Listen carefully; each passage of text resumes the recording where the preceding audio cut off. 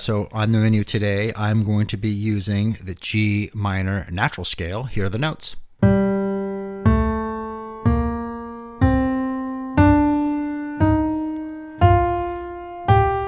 And good news, if you've been practicing your scales, if you know the C major fingering, it's the same fingering for the G minor scale. More about scales and fingerings and how they relate from major to minor down the road. For now, just make sure you know the G minor scale. We have white notes, then black note, B flat, and then white notes, and then instead of E natural, you play E flat again. So we have a lot of different types of scales, but our goal right now is to get familiar with that sound, and down the road we'll be connecting the theory. We have the root note, which is the root chord, G minor. And then we're going to go to the 5 chord, D minor. And then my favorite, the 3rd chord. In this case, it's a minor key. So in the 3rd chord in a minor key, it's major. Brightens things up. So I love inversion magic. Now we're going to go ahead and apply inversions because we need to get some inversion sounds. So when we get into our left hand, which gets pretty busy, you're going to be able to do this fairly easy. Here's the G minor. And then we are going to go to D minor first inversion. The D stays, the B flat goes to an A, okay? I'm going to use this finger, and then the G goes to the F. And then after that, we are going to go to B flat major, which in this case, the A doesn't play, but these notes. So I'm really using a minimal motion here, so I'm keeping the fingering as efficient as possible. Here I go. So we have G minor for 2 bars. 1, 2, 3, 4. 1, 2, 3. D minor and 1, 2. B flat major and then we go to D minor again. And then G minor for 2 bars. And that sets us up again. So we go through it. The G minor, 2 bars, D minor, 2 bars, B flat, D minor, and then you just go down to D minor again. So you get used to moving your fingers in a certain way and everything is pretty condensed. Let's go ahead and look at the left hand. I call this neutral rhythm learning. Before I get into the syncopated rhythm line, we're going to just try to get our hands comfortable on what note they need to go to, what notes they need to go to, kind of like baseline hand shaping. So we have 1, 2, 3, 4, and you do that again. Now to D minor.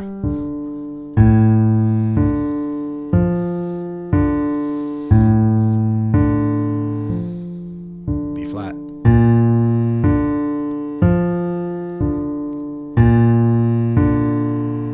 To D minor.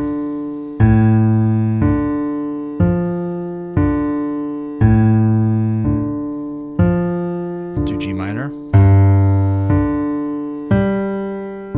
and so forth. I wanted to use repetitious notes so you could see the relation from one chord to the next. They're also known as common tones. That's the better way of saying it. So what I'm going to do for a warm-up is I'm just going to do quarter notes in the right hand, quarter notes in the left hand. So we get this bass line. 1, 2, 3, 4. So I'm calling that neutral playing, meaning I'm just simplifying the duration, just playing quarter notes right now. So we can do a few things. 1, feel the instrument on where we're moving. 2, try to hear the line, hear what's happening in the left and the right hand.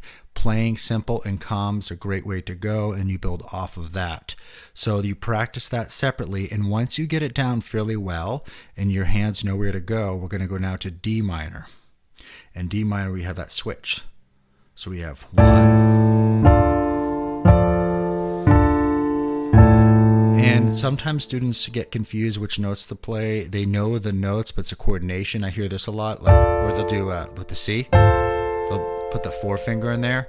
If you catch yourself, you hear it, that's really good. You're hearing it. And down the road, it'll be kind of cool to add that as a melody.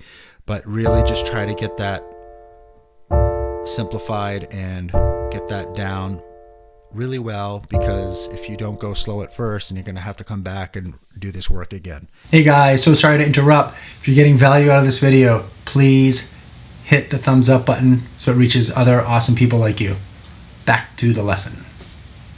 I would advise, once you can get this motion, for 2 bars comfortably. Explore the D minor.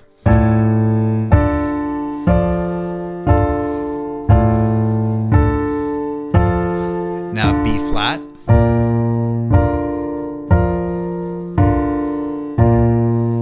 Okay. And the next step is to try to do it where you're smooth transition from one chord to the next. I'll demonstrate just a little bit. Here we go. 3, 4, and 1, 2, 3, 4. Second bar. Thinking ahead, thinking the D minor, and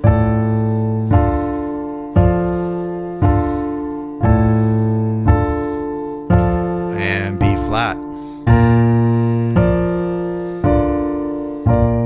And so forth. All right, so a common thing that happens, and us teachers say this a lot, if you're not able to coordinate this yet, chances are you're playing it too fast and you haven't worked on one hand at a time.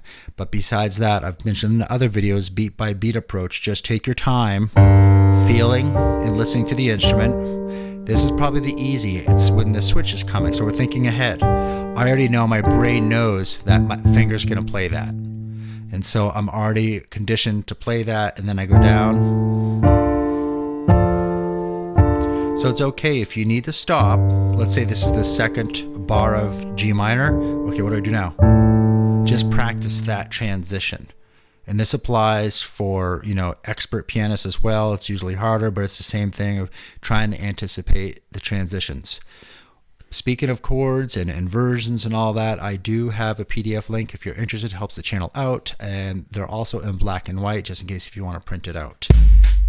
All right, here we go. As you notice, now I have note names. I took a quick break, and my 8-year-old son wanted these up here. We don't want to mess with them. So we have a lot of labels going on here. We are now going to look at the bass line, and I'm going to be counting eighth notes in 4/4 time, like 1 and 2, and you can see on the screen there's some of the notes where there's a long line after it. For those who are readers, that acts as a tied note. I'm going to teach the bass line in 2 parts. The notes are first consecutive, 1 and 2 and. That's consecutive, so when you get the tempo down a little faster, 1 and 2 and then that D is sustained. And the next time you play what we call upbeats, upbeat of G and then the D. So now I'll put the whole thing together slowly. 1 and 2 and 3 and 4 and. Do that for 2 measures. Now when we go to D minor, I'm using inversion magic again. So we have an A, D, F, and that's consecutive, just like the rhythm before in the G minor, and that's on the upbeat, and that's on the upbeat. Sounds like this: 1 and 2 and 3 and 4 and. The next part, let's talk about getting to the B flat. The first thing I want to point out is awesome friend Susan from Piano Roadmap. She has an awesome YouTube channel as well as Instagram channel. She just posted something about having an alignment with the thumb, because sometimes players will play this way and our wrist goes out. It's a lot of strain. So I have my forefinger on the B flat here. So this thumb is in alignment. So good call there, Susan. It's great to talk about stuff like that. So we have now 1 and 2 and 3, 4. Again, same rhythm. We're just going up and then the rhythm's down. So it might feel simple, but you know how it works. Once we get the tempo going and the right hand doing something rhythmically or whatnot, our coordination starts to get challenged. What I'm going to show you now is the right hand. I'm going to be doing quarter notes in the right hand and this bass line. And here's the secret. The right hand on beats 1 and 2 line up with the bottom note and then the top note. And then the beats 3 and 4, they're by themselves. So let me go for the first line. I'm going to just talk about it and play it slowly, just the first part of the bass line. 1 and 2. You hear that? Bottom, and then the and then 2. Now play from the beginning again and continue it. Again, beats 3 and 4, isolated, and these notes respond to that. Downbeats, upbeats. 1 and 2 and 3 and 4. and. Let's try that again. 1 and 2 and 3 and 4 and. For this lesson, I'm not using the pedal. You can use that. I use it in the play along and I just pedal on the downbeat. This time I was just keeping the notes down. You want to listen to your sound. That's a good exercise to do. And then when you get comfortable doing that, we do the same thing with D minor. Here I go. 1 and 2 and 3 and 4 and. Pretty cool. It's the same principle. The bottom note in this bass line part is there and then there. So it goes, and then the top note, and that by itself. One of my members mentioned about beat by beat approach. They really like that, and you can think of it that way. So when we're on beats 3, we have 3 and 4 and. B flat, here we go. 1 and 2 and 3 and 4 and. Although it's different notes, really do the best you can to hear the sequential pattern, the rhythms, and how to isolate them. All right, so let's say you're getting this down. We'll just look at G minor. We're going. See how I stuttered a little bit? That's very common with learners. Then break it down even more by going slow. 1, 2, and 3. Did you catch that? And 3. Smooth that out. 1 and 2 and 3 and 4 and. Try to see how the notes respond to each other. Teachers say this a lot, but it's worth stating. Most of us, including me, sometimes we just don't practice enough, so our brain gets flooded and then we get frustrated. I like to practice slowly. It gives myself a relaxation of the mind. Okay, here we go. Rhythm pattern number 2 for the right hand. We're going to keep that bass line going. If you can get this, you're building a lot of skills of independence, and I'm going to demonstrate on how you can slow things down and analyze it so things are easier. Here we go with the left hand, here we go with the right hand. I'm just going to count the beats out loud and demonstrate the rhythm in G minor. Here I go. 1, 2, 3, 4. 1 and 2 and 3 and 4 and. So I subdivided the 8th note, so you can see on that second part it's on the and of 2 right after 2 like this. 1, 2 and. Okay, now we're going to talk about how that right hand outlines what's happening with the left hand. It's pretty cool.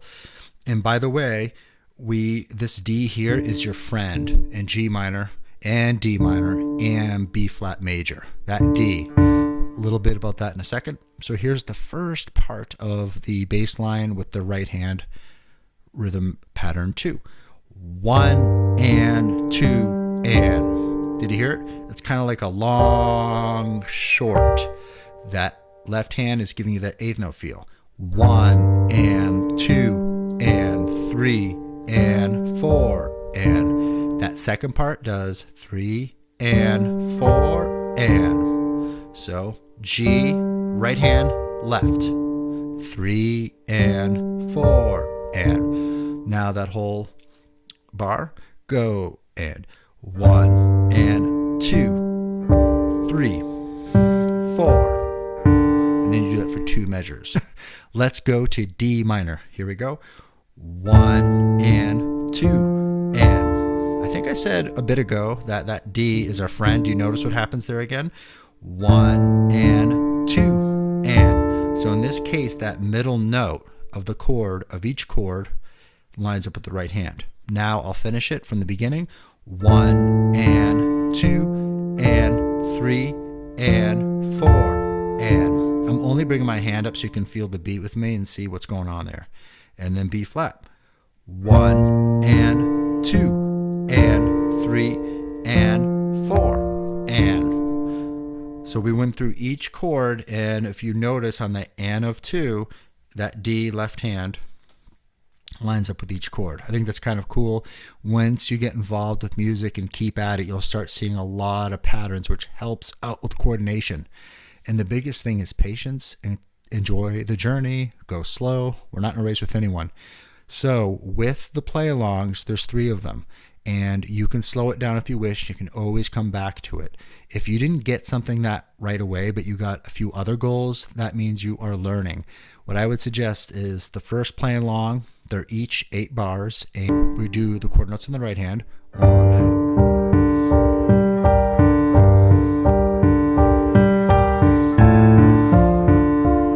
and so forth. Get that down so you're really comfortable. And I don't just mean saying that you can get it, but you're feeling the flow, you're grooving, you're able to hear the difference in each hand. And then the second one is the right hand pattern number 2.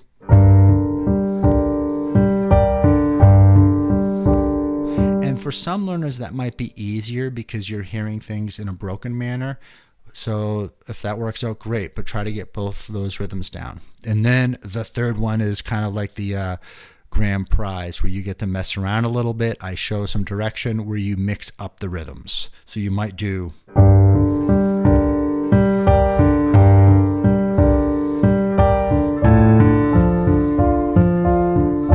and so forth. And I also add in crescendos and dynamics. So observe, listen. And if you're enjoying the instruction, please hit the like button. That'd be great. It helps many people learn about music, and many awesome people like you get to learn, and it supports the channel. All right, happy play along. 1, 2, 3, 4, and.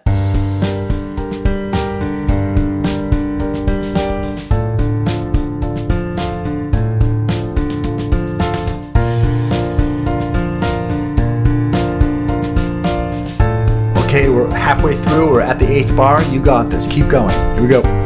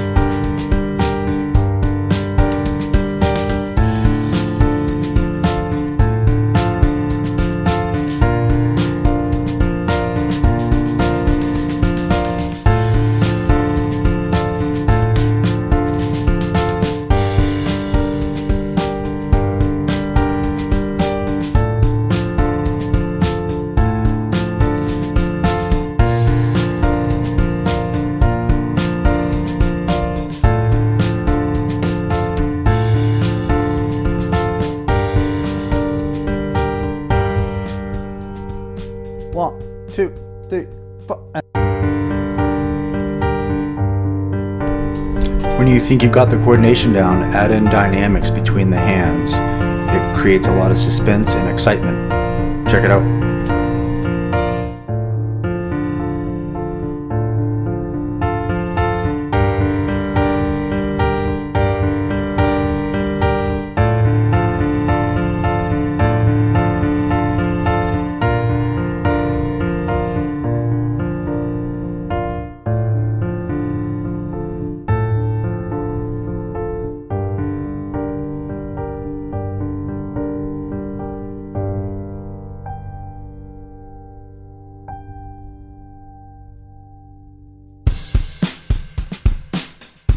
Everyone, thank you so much for your support. Don't forget to check out my playlist with the scales, and if you want more rhythm patterns and accompaniment, check out that playlist.